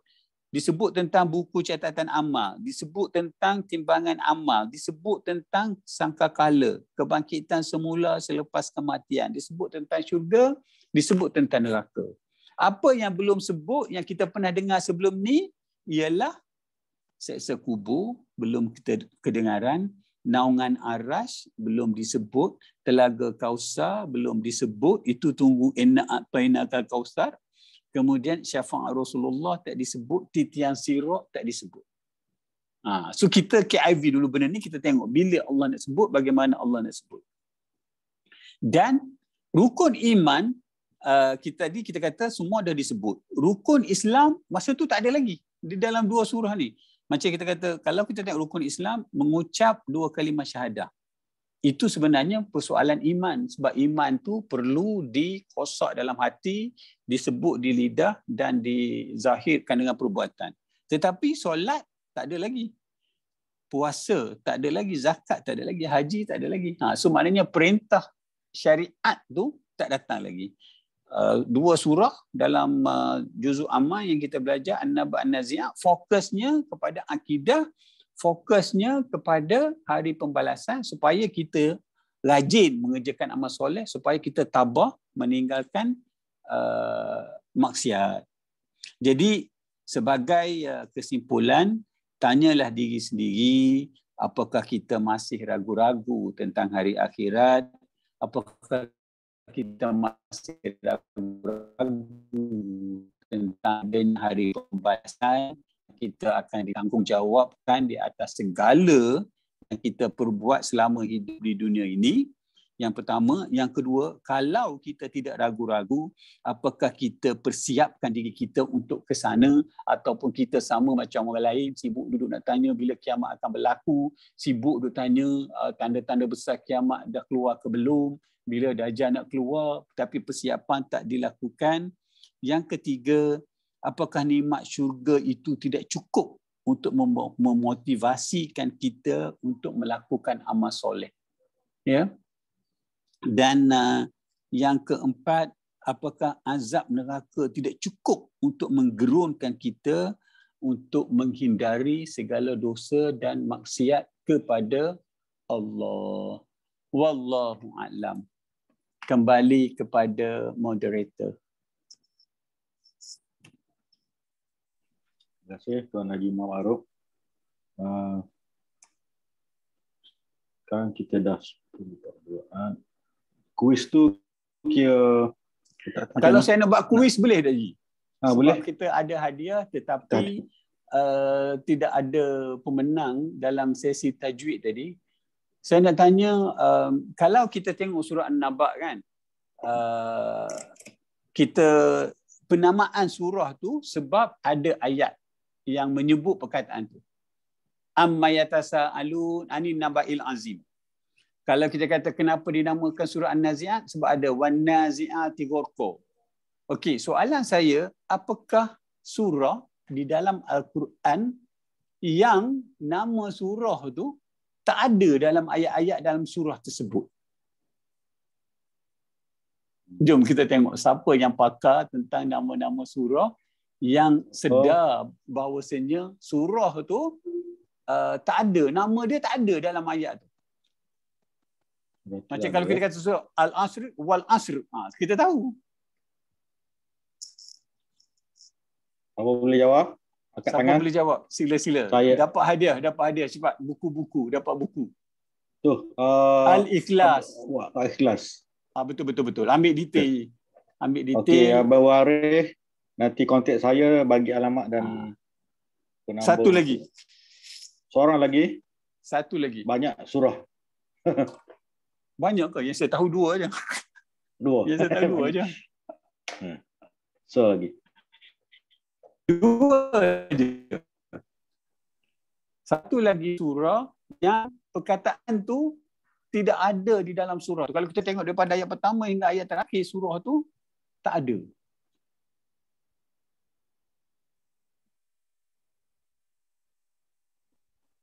Satu Al-Fatihah. lagi. Siapa nak jawab? Al-Fatihah. Siapa tadi jawab tadi? Nizuki. Nizuki. Abang Nizuki Jawapan pula. jawapan tu betul. Tapi sebab Nizuki dah menang dah minggu lepas tu, kita nak bagi-bagi. Apa Apa Tapi jawab sebab betul? jawapan tu Kita bagi jawapan orang tu lain. betul lah. Jawapan tu betul. Jawapan tu betul lah. Tak boleh tanya orang lain lah. Sebab memang jawapan tu dah tahu dah. Betul lah Al-Fatihah. Cuba Soalan kita lain? tengok.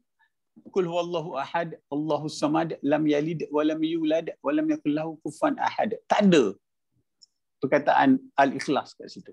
Sama juga Bismillahirrahmanirrahim, Alhamdulillahirabbil alamin, Arrahmanirrahim, Maliki yaumiddin, Iyyaka na'budu wa iyyaka nasta'in, Ihdinas siratal mustaqim, siratal ladzina an'amta 'alaihim ghairil maghdubi 'alaihim waladdallin. Amin. Tak ada Al-Fatihah. So bagus.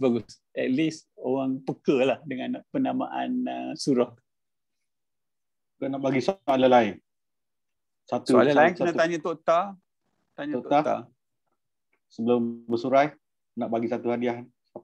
Ke ada siapa nak cuba baca? Saya tak ada soalan, tapi saya nak disclose lah. Yang mana hukum-hukum yang dalam surah An-Nazi'ah tadi sebagai panduan. Saya nak share, kalau boleh share tuan Lepas tu kita moderator. tanya kau ada volunteer yang nak baca. Volunteer nak baca dulu sebelum saya share. Share dulu hukum tu. Share dulu hukum, lepas tu suruh dia baca ayat tu. Siapa-siapa Mana nak jawab volunteer suruh dia baca ayat. Azizatul Muna Abdullah. Nak baca ke? Azizatul Amuna. Muna nak baca ke?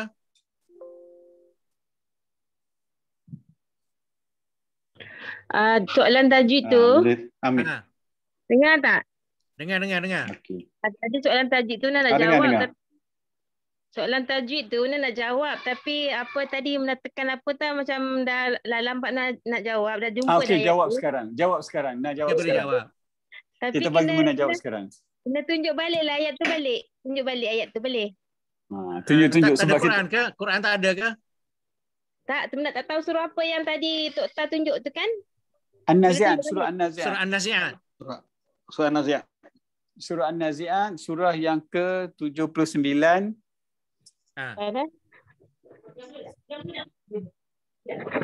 Aduh. Kejap. Mama Cepat. Kita ada satu lagi hadiah, satu lagi buku. Surah An-Nazi'at tu juz berapa ya? Sorry. Juz Just last 30. kali.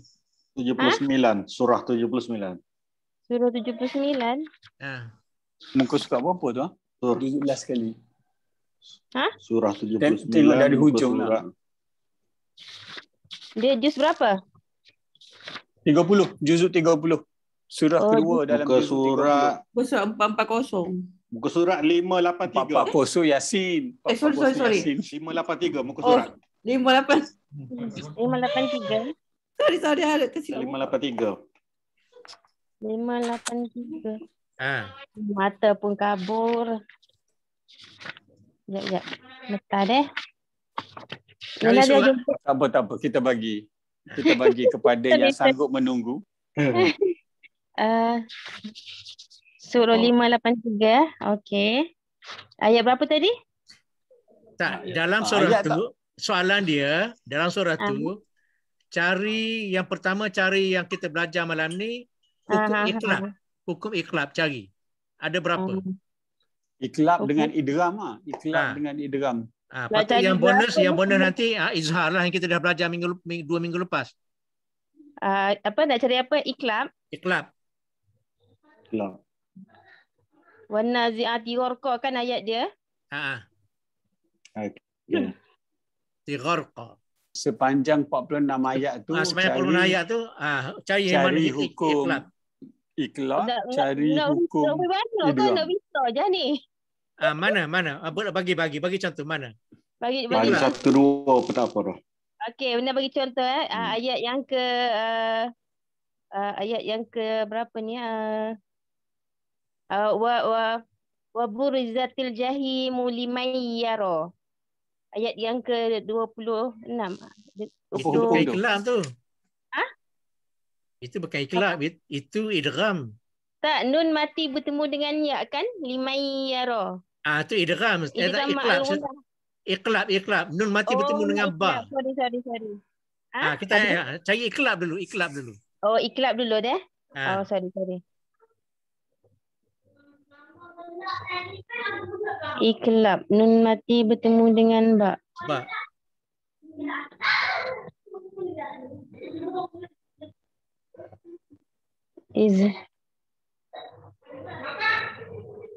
Tapi sebenarnya yang tu pun boleh bagi benar data. Sebab kita belajar juga malam ni kan. Jadi Yalah. dia sebut apa yang kita belajar tak kira lah iklab ke idgham. Okeylah, yang tu tadi apa tadi yang Muna kata tadi yang idgham tadi? Ayat berapa? Limai yara wabur rizatil jahimu limai yara. Nun mati bertemu dengan ya. Ayat berapa tadi? Ayat yang ke-26. 26. Bukan 36 ke? 36 ya. Okey, betul. Idgham ma'al-ghunnah betul. Okey. Okey, kita cari yang iklab. Cari iklab dulu. Idgham banyak tu. Yang tu salah satu lah. Cari iklab dulu. Itulah heran juga banyak. Sebelum tu dia jumpa yang hujung. Tulis tu sebab Kena last minute ke. Nun mati bertemu dengan ba. Mak pun tak nampak je.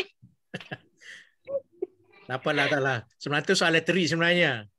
Soalan trik. Sebenarnya tiada hukum iklab dalam surah An-Nazi'ah. Tak ada satu pun. Apa dia tak jumpa? Okey. tak jumpa ayat tak ada. Okey. Ada jumpa lagi tak kalau idgham? Apa dia? Ada jumpa lagi tak idgham? Idgham tadi idgham ada. dengan Inna fi dzalika la'ibratan liman yasha. Ayat yang ke-26. 25 pun ada betul. Ada jumpa lagi? Ada jumpa lagi.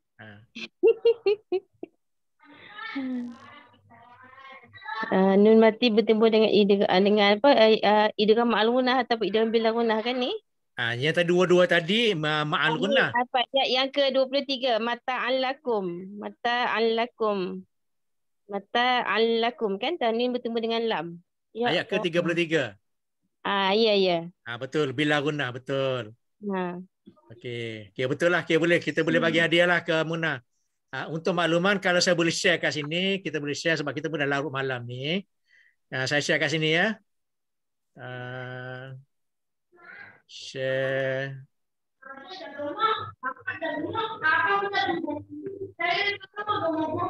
Okey, ni jawapan dia ya. Jawapan di dalam surah An-Nazi'ah tidak ada hukum bacaan iklab. Penjelasan iklab terjadi bila nun sukun atau tanwin bertemu dengan huruf ba. Yang ini contoh dia lah. Okey, berkenaan dengan berikan contoh hukum idgham di bawah tajuk nun sukun dan tanwin dalam surah An-Nazi'ah jika dibaca secara waqaf. Sebab kalau baca secara wasal banyak. Okey, kalau baca secara waqaf ayat 8 ya. Qulubun ni dua ni. Qulubun yauma idzin wajibah. Ayat ke-13 fa innama hiya zajratun wahidah. Ayat 13. Ayat ke-26 inna fi dzalika la'ibratan liman yakhsha. Tapi kat sini pun ada juga ni bila gunnah ni tanpa dengung. Tapi tak apa itu. Okay, next. Ayat ke-36 wa burrizatil jahimu liman yara. 36. Itu yang dia sebut tadi. Kemudian ayat 45 innama anta munzirum man yakhsha. Ayat 45. Okay. Kemudian ayat yang ni orang tak nampak tajuk dia ni. Ini bila gunnah, inna fi dzalika la'ibratan liman yakhsha. Ayat 26. Ni mana ada sebut tadi kan? Ya. Okay. Satu lagi ayat 33. Mata'an lakum wa li'an'amikum. Ayat 33. Satu je. Yang kita belajar sebelum ni pula, hukum izhar banyak. Saja kita nak share. Hukum izhar ni banyak ni. Karratan khasirah. Khalqan amis sama. Ini minha. Ayat ke-31. Ayat 33. Wali an'am. Kemudian man khafa maqa. Ayat 46. Khasyiatan au du'aha. Setelah lagi ni yang izhar mutlak. Wa afarul hayat dunia ni yang izhar mutlak, bukan izhar halqi. Izhar mutlak ni yang qinwan, sinwan, yang dunia ya. Empat tadi. Okey. So itulah. So siapa nak volunteer nak baca ayat nombor 8 ni, nak dengar betul tak betul? Ayat nombor baca 8. ayat nombor 8 je. Ayat yang ke-8. Ayat ke-8 ada dua kat situ, ada dua idgham al-ghunnah tu. Mona lah baca. Boleh. Baca. Bismillahirrahmanirrahim. Kulubun itu kan? Betul kan ayat dia? Kulubun yauma idzin wajifah tu? Ayat tu lah. Betul lah. A'udzubillahi minasyaitonirrajim. Bismillahirrahmanirrahim. Qulubun yawma idzin wajifah. Okey dah tu. Okey dah tu. Okey. So je deh. Satu saja kan? Satu je. Sebab kalau nak baca panjang ni banyak lagi ni. Tak apalah, cukup dah tu. Betul-betul. Okey. Tadi mana tak ayat berapa tadi yang ada idgham bilgunah, idgham bilagunah dua-dua tadi? Idgham bilagunah dengan idgham tu. Yang 33 kan? 26. 26. Inna fi dzalika la'ibratan liman yakhsha. Ni siapa nak try ni? Mari kita minta volunteer nak try, siapa nak try baca ayat 26. Satu ayat je. Nak dengar dia sebut idgham bilgunah, idgham bilagunah. Siapa nak try? Siapa nak try? Boleh try. Ini peluang keemasan. Orang dia tak ramai dah ni. 20 orang dah ni. Saya nak malu-malu. Ni siapa? Nik Rodiani. Nik Rod nak try ke?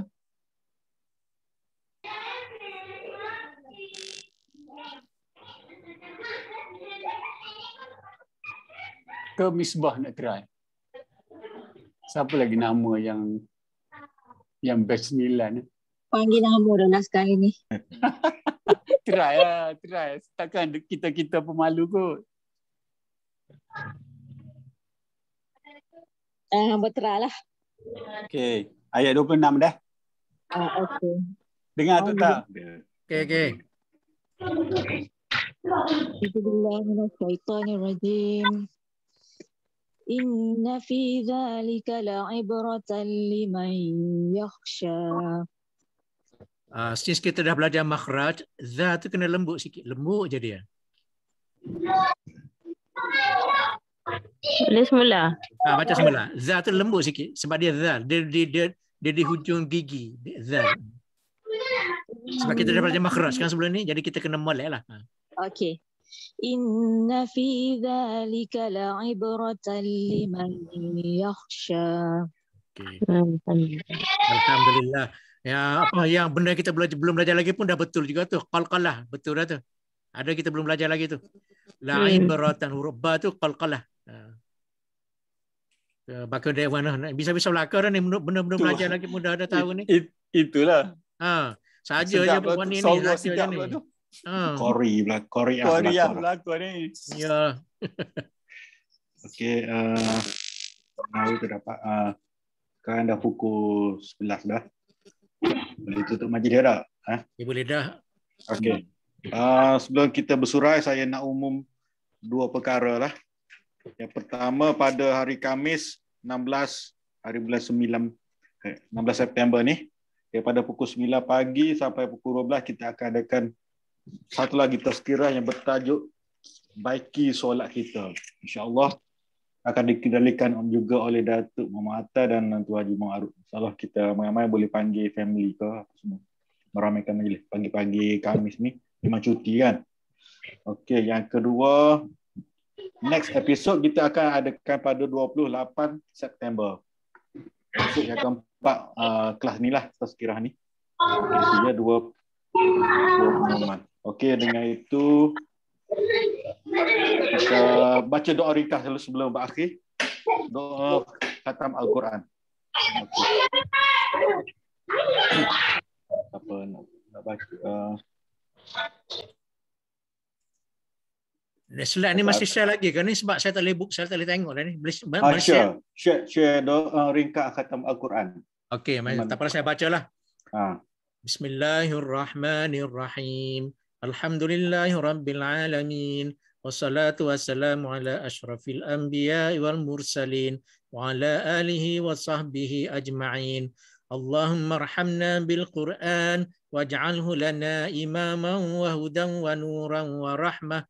Allahumma dhakkirna minhu ma nusina wa 'allimna minhu ma jahilna warzuqna tilawatahu ana al-lail wa atrafan nahar waj'alhu lana hujjatan ya rabbal alamin. Ya Allah, rahmatilah kami dengan Al-Quran, jadikanlah ia sebagai pemimpin, cahaya, petunjuk dan rahmat bagi kami. Ya Allah, ingatkanlah kami atas apa yang terlupakan darinya. Ajarilah kami atas apa yang belum tahu darinya. Berikanlah kami kemampuan membacanya sepanjang malam dan hujung siang. Jadikanlah ia sebagai pembela kami, wahai Tuhan semesta alam. Kita sudahi dengan tasbih doa kafarah, pembersih majlis. Subhanakallahumma wa bihamdika asyhadu an la ilaha anta astaghfiruka wa atubu ilaik. Maha suci Engkau ya Allah, dengan memujimu aku mengaku bahawa tiada Tuhan yang berhak disembah melainkan Engkau. Aku memohon keampunan dan aku bertaubat kepadamu. Untuk makluman, setiap kali Rasulullah SAW duduk di suatu tempat apabila selesai membaca Al-Quran dan selesai melakukan solat, baginda mengakhirinya dengan membaca kalimah doa ini. Rujukan Abu Dawud, Ibnu Majah, Tirmizi dan An-Nasa'i dan Imam Ahmad. Sesudah itu kita baca surah Al-Asr. Bismillahirrahmanirrahim. Wal 'asr. Innal insana lafi khusr illa alladhina amanu wa 'amilus solihati wa tawasaw bil haqqi wa tawasaw bis sabr. Shadaqallahul azim. Jazakallahu khairan. Terima kasih kepada Datuk Atta dan Tuan Maruf. Dengan itu kita bersurai majlis. Sekian, wassalamualaikum warahmatullahi taala wabarakatuh. Waalaikumsalam warahmatullahi wabarakatuh.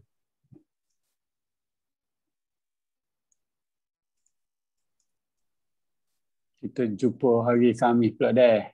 InsyaAllah, insyaAllah.